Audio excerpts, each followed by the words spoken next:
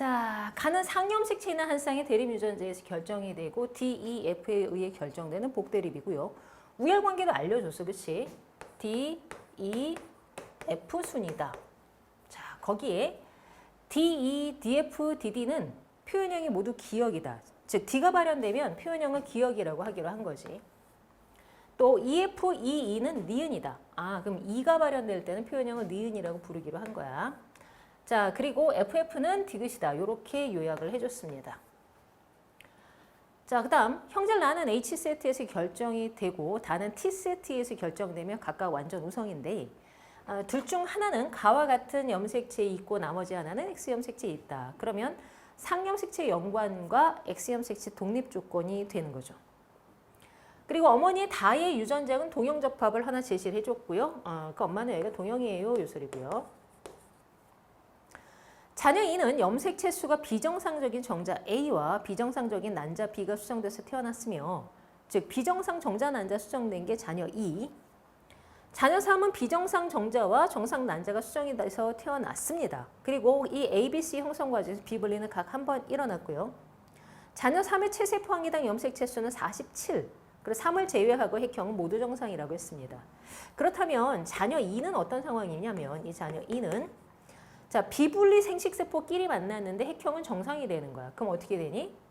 N+1과 N-1이 수정이 돼서 결과적으로는 EN이 됐어요가 되거든. 이렇게 되기 위해서는 이 비분리가 일어난 염색체가 뭐야? 아, 동일한 상동 염색체여야 가능하다. 이 조건이 하나 붙고요. 그 다음에 자녀 3의 경우에는 자녀 3은 EN+1이 된 거지. 47개라고 했으니까. 그치? 그럼 정자 쪽만 뭔가 플러스 1이 되고 난자는 정상이에요. 이 상황이 되는 거야. 자, 그럼 적어도 아버지, 어머니, 자녀 1은 정상이란 얘기죠. 한번 볼게요. 아버지는 가가 발현이 됐으니까 적어도 아버지한테 D가 있어요. 요건 확인이 되죠. 엄마는 니은이 발현됐어요. 그럼 E가 있어요. D는 없고 E는 있어요. 자녀 3도 어떻게 돼? 니은이 발현됐어요. 자, 그럼 얘가 E가 있는데 E는 엄마한테서 받았을 거 아니야. 그럼 아빠한테 뭐 받아야 E가 나타날까? 아빠한테서 F나 E를 받았지. 그러면은 이 아버지는 반드시 이형접합이라는 소리가 됩니다. 자, 그 다음 나를 보게 되면 나형질을 보게 되면 부모와 다른 딸이 나왔어. 이거 언제 볼 수 있는 거야? 상염색체 열성유전일 때만 볼 수 있는 거지. 따라서 가나가 상염색체에 연관된 형질이고요. 이 나형질이 열성이라는 얘기고 부모는 이형접합이 됩니다. 자, 이제 그럼 다형질은 자동으로 X에 있는 거고 자, 이제 생각을 해봐. 엄마가 다형질이 동형이야. 다형질이 동형이면 자녀 3은 아들이잖아. 아들로 태어나려면 엄마한테 X를 받았어야 돼. 근데 엄마는 정상만 줬지. 그럼 얘가 갖고 있는 다는 누구한테서 온 거야? 우리 아버지한테서 온 거지. 그러면 아빠는 X가 하나였을 거 아니야, 남자니까. 그러면 X에 다 그리고 Y를 가지고 있었는데 이거를 몽창 요 아들한테 줘야 그게 성립이 되는 거지. 아, 그럼 자녀 3의 경우에는 이형접합인데 다가 발현됐다는 의미도 되잖아, 그치? 엄마가 정상 X도 줬으니까. 그럼 얘는 클라인펠터 증후군 일단 성립이 되고요. 얘가 이형접합인 것을 통해서 다가 우성, 정상이 열성인 것도 해석이 됩니다. 그럼 자녀 3부터 정리를 하면 자녀 3은 성염색체 조건이 어떻게 돼? 엄마한테서는 정상을 받았고요. 정상 X를. 아빠한테서는 다가 들어있는 X와 Y 염색체로 몰빵을 받았으니 우리 아버지가 N+1 정자를 줬어요. 근데 이거는 X하고 Y 상동을 같이 줬기 때문에 언제 비분리된 것이다? 감수 1분열 비분리가 일어난 N+1을 줬어요. 요걸 해석할 수가 있겠지. 그러면 얘는 요거 비분리가 여기서 일어났으니까 상염색체는 비분리가 없을 거 아니야. 그런 의미에서 이 아들을 보게 되면 자녀 3은 가의 형질이 디귿이 발현된 거야. 디귿은 어떤 때만 발현되니? 열성 FF일 때만 발현이 되는 거야. 아, 끝났다. 그러면 부모 모두 F를 갖고 있어야 되네. 아, 아빠 DF, 엄마 EF, 자녀 1, EF. 자, 근데 자녀 3도 디귿이 발현이 됐어요. FF여야 하는데 문제는 이제 나하고의 연관관계가 있으니까 이제 요거를 정리를 해야 돼. 자, 좀 전에 나에서 이거 우열은 나왔잖아요. 그치? 정상 우성의 나열성도 찾았던 거야. 요걸 적용시켜서 한번 해볼 겁니다.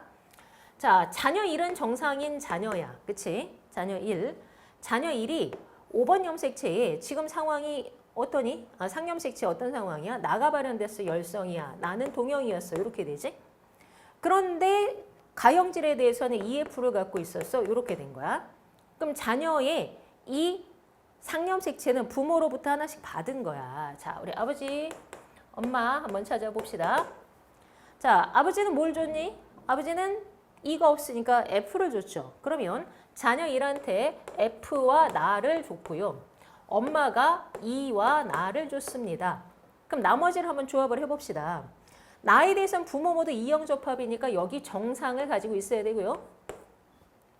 자, 아버지는 D. 엄마는 여기 F가 있었겠지. 그리고 다 Y. 여기는 정상, X. 이렇게 갖고 있었을 거야. 자, 그럼 자녀 1의 경우에는 X 염색체는 어떻게 돼? 아빠한테 다를 받고 엄마한테 정상을 받았으니까 다가 발현됐겠지? 자, 여기가 됐고. 그럼 자녀 2한테는 무슨 문제가 있었는지도 해석을 해봅시다. 자녀 2의 경우 지금 나가 열성이거든? 그럼 나가 열성이면 자녀 1처럼 나가 동형이어야 해. 그러면 어떻게 돼? 아빠한테는 F나를 받았죠. 그죠? 그런데 엄마한테 나를 받을 때는 뭐가 따라와? 2가 따라오거든? 그러면 2가 들어오면 2가 우성이라서 2가 발현이 돼야 되거든. 어라? 그럼 엄마가 못 주지. 그렇다고 이걸 주면 정상 우성이 들어와서 안 되지. 그럼 무슨 소리야? 엄마가 준 게 없는 거지. 그럼 어떻게 돼? 아빠의 F나가 이렇게 해서 둘 다 들어갔어요. 즉 아버지의 정자가 n 플러스 1로 이걸 다 줬고요. 엄마의 난자는 n-1로 상염색체를 준 게 없어요. 이렇게 돼야 되겠지. 따라서 이 감수, n 플러스 1 비분리는 언제 일어나는 거니? 염색 분체가 뜯어지지 않고 두 개가 다 들어가야 되기 때문에 여기는 감수 2분열 비분리가 일어났다. 여기까지 해석이 가능합니다. 자, 그럼 보기 볼게요. 기억. 자녀 1액에서 라지 F, 스몰 HT를 모두 갖는 생식세포가 형성될 수 있어요. 생각해 봅시다. 자녀 1, 나가 우성이야, 열성이야? 열성이지. 그럼 뭐야? 스몰 H, 스몰 H. 다는 이형 접합이잖아. 그럼 라지 T, 스몰 T였다고. 자, 다시 문제로 돌아가서 뭐라고 해서 분항해서 자녀 1은 F, 스몰 HT 어떻게 되니? F, 스몰 H, 그지? 스몰 t 모두 만들 수 있지? 가능한 생식세포 조합이고요. 니은 자녀 1과 2의 다 유전자형은 서로 같다. 자, 자녀 1, 이형 접합이고요. 자녀 2, 여기 어떻게 될까 얘? 뭐겠어. 딸내미니까 똑같이 아빠한테서 하나 엄마한테서 하나 받아서 이형 접합으로 동일해야 되겠지. 그래서 자녀 1과 2의 다의 유전자형은 서로 같고요. 디귿 C의 형성 과정, C의 형성 과정은 여기 자녀 3의 n 플러스 1을 얘기하는 거지. 언제 일어나는 거야? 비분리가 감수 1분열에서 일어나서 자손한테 x, y를 다 줬어요. 이렇게 설명이 되는 거지. 그래서 이거는 기억, 니은, 디귿 3개 다 맞다고.